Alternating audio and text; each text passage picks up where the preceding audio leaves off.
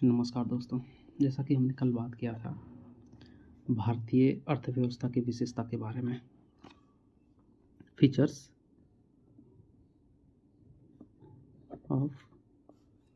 Of Indian economy.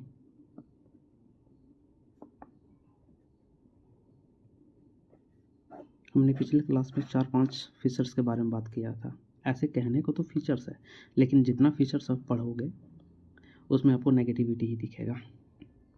अगर आप PCS exam लिखोगे तो उसमें से आपको मेंस में ये बहुत उपयोगी होगा, और साथ में आपको विभिन्न प्रकार के जो एग्ज़ाम होते हैं, वन डे एग्ज़ाम, उसमें भी ये बहुत हेल्पफुल है। तो चलिए हम बात करते हैं। जैसा कि हमने पिछली वीडियो में बात किया था कि इंडियन इकोनॉमी में विभिन्न प्रकार के टर्म्स होते हैं और वर्ड्स होते हैं।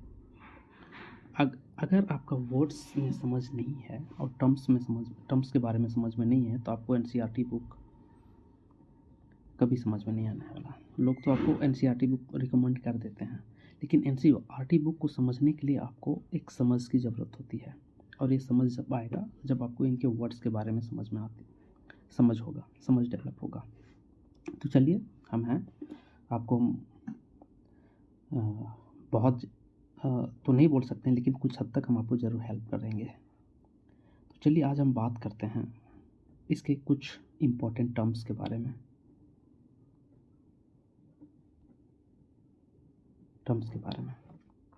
जैसा कि हमने आपको बताया कि इंडियन इकोनॉमी जो है वो घाटे की इकोनॉमी है।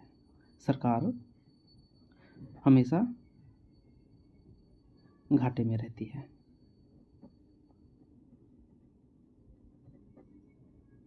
ठीक है, तो आज हम बात करने वाले हैं दोस्तों विभिन्न प्रकार के घाटे के बारे में। जैसे कि पहला जो है वो फिजिकल डेफिसिट है। दूसरा आप सुने होंगे रेवेन्यू डेफिसिट।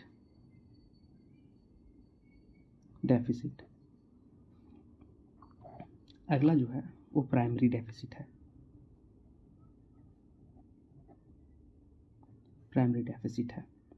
और एक नेक्स्ट टर्म जो वेरी इंपॉर्टेंट है उसको बोलते हैं चालू खाते का घाटा, जिसको इंग्लिश में करंट अकाउंट डेफिसिट बोला जाता है। Current account deficit. अगर हिंदी में बात करें तो इसको बोलते हैं राजकोषीय घाटा।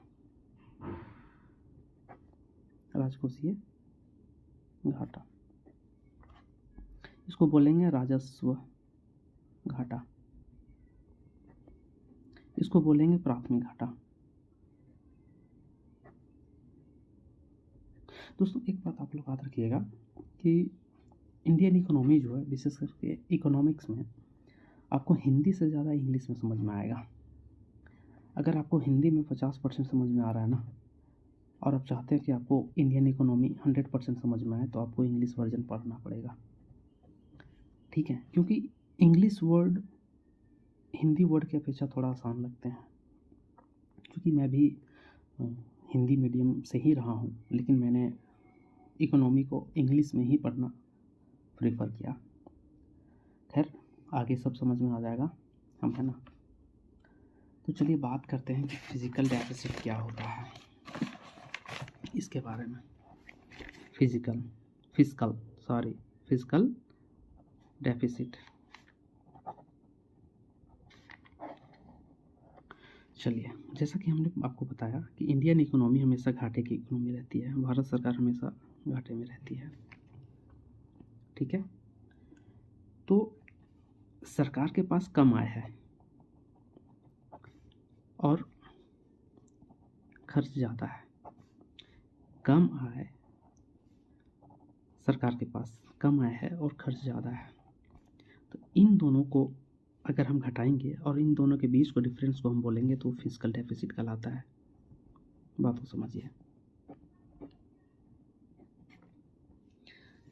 चूँकि सरकार के पास तो कम आय है, ठीक है, अगर देखा जाए हम तो कह देते हैं कि भारत जो वर्ल्ड का 5th लार्जेस्ट इकोनॉमी है, कहने को कह देते हैं, लेकिन अगर आप पर कैपिटा इनकम के हिसाब से जाओगे तो भारत का रैंक जो है 139वां है।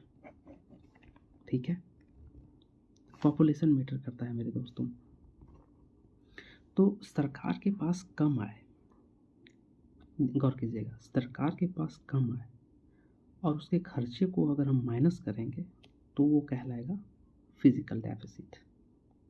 ठीक है, अगर इसको इकोनॉमिक टर्म में हम बात करें तो इसको आप बोल सकते हैं कि कुल प्राप्तियों पर राजस्व व्यय की अधिकता राजकोषीय घाटा कहलाता है। ठीक है, चलिए दूसरा है रेवेन्यू डेफिसिट।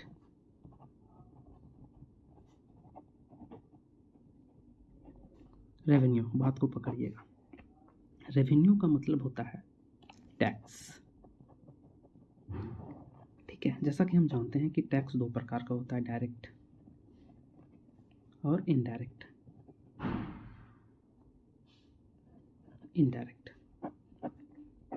ठीक है, तो सरकार के पास जो रेवेन्यू जाएगा किससे? टैक्स से। टैक्स चाहे डायरेक्ट हो या इनडायरेक्ट। ठीक है, तो जो रेवेन्यू रिसीप्ट होगा, ठीक है, रिसीव्ड रेवेन्यू में से अगर हम सरकार के खर्चा को हम घटा देंगे तो वो रेवेन्यू डेफिसिट कहलाता है। ठीक है, चलिए नेक्स्ट टर्म का बात करते हैं हम। एक होता है प्राइमरी डेफिसिट, इसको हिंदी में आप लोग प्राथमिक घाटा बोलते हैं। ठीक है, तो प्राथमिक घाटा कहने का मतलब ये है कि सरकार जो है, जो पहले से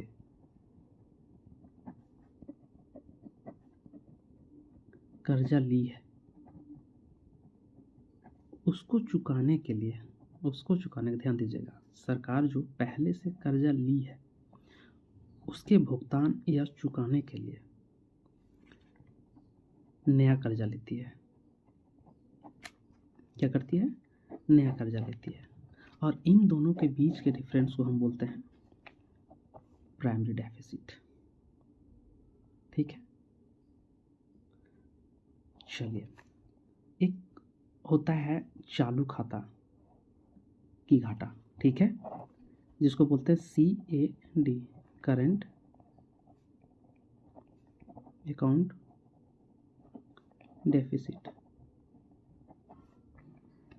दोस्तों एक बात याद रखिएगा, ये बहुत इम्पोर्टेंट है, क्योंकि हमारा देश ओवर पॉपुलेटेड है, 130 मिलियन लोग यहाँ पे निवास करते हैं, और पिछले साल हमने चाइना को भी ओवरपास कर लिया जनसंख्या के हिसाब से। तो यहाँ का जो संसाधन है, यहाँ के संसाधन लिमिटेड है। यदि हम बात करेंगे एक्सपोर्ट का और इंपोर्ट का, तो 130 मिलियन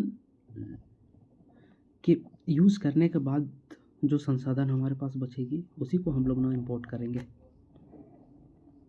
है ना, उसी को हम एक्सपोर्ट करेंगे। तो चूंकि हमारे पास इंपोर्ट बाहर के देशों से इंपोर्ट ज़्यादा है, एक्सपोर्ट कम है। ठीक है, इन दोनों के बीच के अंतर को हम बोलते हैं करंट अकाउंट डेफिसिट। मतलब सिंपल वर्ड में कि इंपोर्ट में से एक्सपोर्ट को हम माइनस करेंगे तो आपका कहलाएगा चालू खाते की घाटा। और बहुत सारे टर्म्स हैं, हम धीरे धीरे बताएंगे इन सबों के बारे में। दोस्तों मेरे साथ चलते रहिए, आपको इंडियन इकोनॉमी में बहुत मज़ा आने वाला है।